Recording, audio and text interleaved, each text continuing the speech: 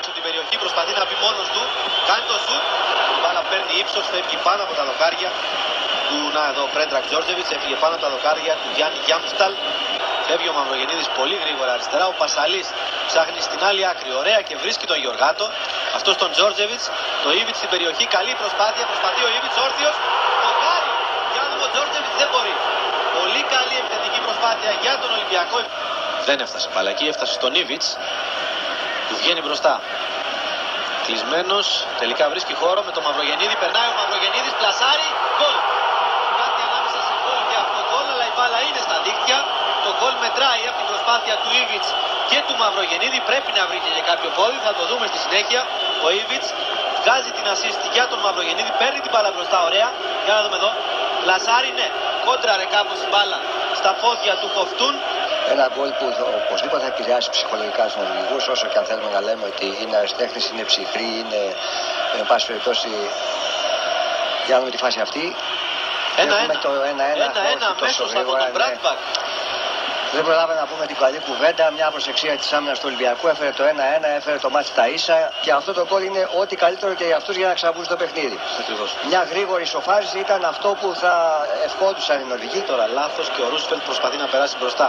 Δεν τα καταφέρει. Οι κόντρες όμως τον ευνοούν και πάλι. Δεν υπάρχει offside. Επικίνδυνα τα πράγματα για τον Ρούσφελτ που πλασάρει και κάνει το 2-1.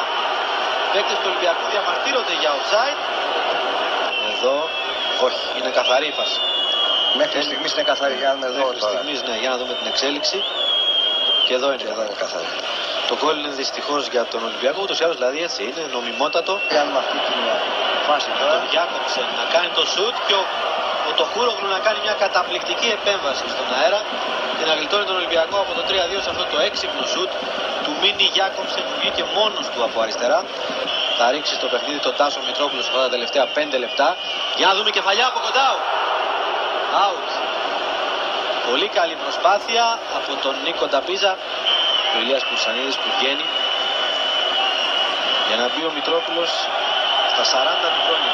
Αποθεώνεται ο Τάσος και δίκαια. Είναι μια αντάξια ανταμοιβή για τις προσπάθειες που έχει κάνει όλα αυτά τα χρόνια και την προσφορά του στις ομάδες που έπαιξε αλλά και στο ελληνικό ποδόσφαιρο. Ο Τζόρτζεβιτς θα σουτάρει. Γκολ! Γκολ από τον Πρέντρακ Τζόρτζεβιτς 3 λεπτά πριν το τέλος. Είπαμε ένα καλό φάουλ αλλά Φραντζέσκου, τελικά ήταν ένα καλό φάουλ αλλά Τζόρτζεβιτς που στέλνει την μπάλα στα δίκτυα και μελαγχολούν οι Νορβηγοί. Κοιτάξτε τι γίνεται στο γήπεδο. Φάουλ που κέρδισε ο Τάσος ο Μητρόπουλος. Για να ξαναδούμε και πάλι, κοιτάξτε.